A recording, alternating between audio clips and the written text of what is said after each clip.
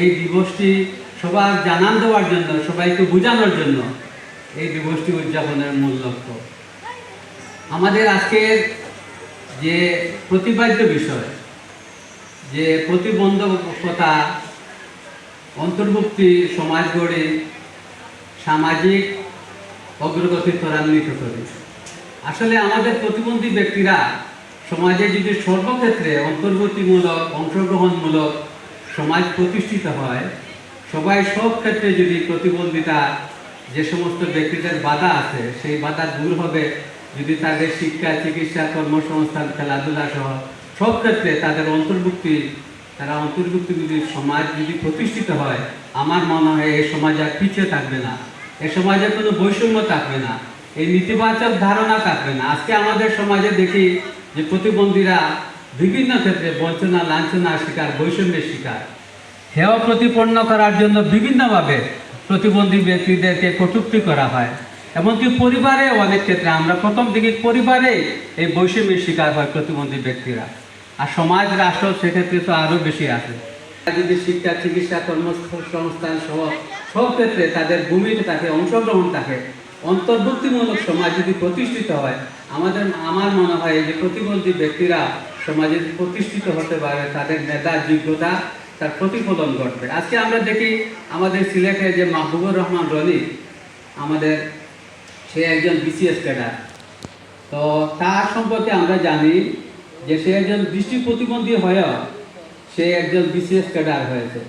আমাদের সিলেটের কথাই ধরা যায়, সিলেটে আমাদের আজকে যে কুরআন তিলাওয়াত করলেন যে আমাদের মেডিকেল অফিসার যিনি খলিলুর রহমান, উনি একজন ঢাকা ইউনিভার্সিটির অনার্স মাস্টার্স কমপ্লিট একজন স্টুডেন্ট। আজকে আমাদের রজব আলী ভাইয়ের কথা যদি বলি, মরহুম রজব আলী খান নজিব, ওনার সাথে আমি চলাফেরা দীর্ঘদিন উঠা বসা করেছি। উনি আমাদের এই সিলেটের গৌরব, উনি জাতীয় প্রতিবন্ধী ফোরামের সভাপতির দায়িত্ব পালন করেছেন। উনিও এত মেধার যোগ্যতা, দৃষ্টি প্রতিবন্ধী হয়েও ওনার মেধার যোগ্যতা বিকশিত হয়েছে।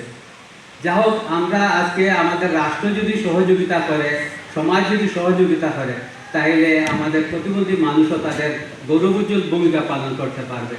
তাই আসুন আমরা প্রতিবন্ধী ব্যক্তিদেরকে শিক্ষা এবং কর্মসংস্থানের মাধ্যমে, প্রশিক্ষণের মাধ্যমে এগিয়ে নেওয়ার চেষ্টা করি।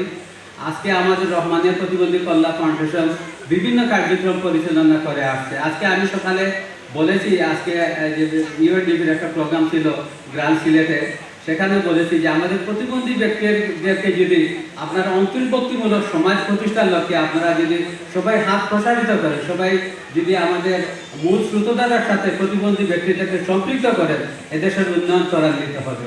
তাই আসুন আমরা সবাই মিলে প্রতিবন্ধী ব্যক্তিদের পাশে দাঁড়াই, প্রতিবন্ধীদের শিক্ষা, চিকিৎসা, কর্মসংস্থান এবং খেলাধুলায় অংশগ্রহণ করি। আজকে একটি সুখবর আছে, আজকে আমাদের সিলেট থেকে আমি রহমানিয়া প্রতিবন্ধী কল্যাণ ফাউন্ডেশনের পক্ষ থেকে একটি টিম পাঠিয়েছি।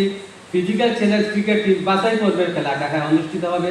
সেখানে আমাকেও দাওয়াত দেওয়া হয়েছিল বিসিবির মাধ্যমে, কিন্তু আমি আজকে অনুষ্ঠানের কারণে যেতে পারি নাই।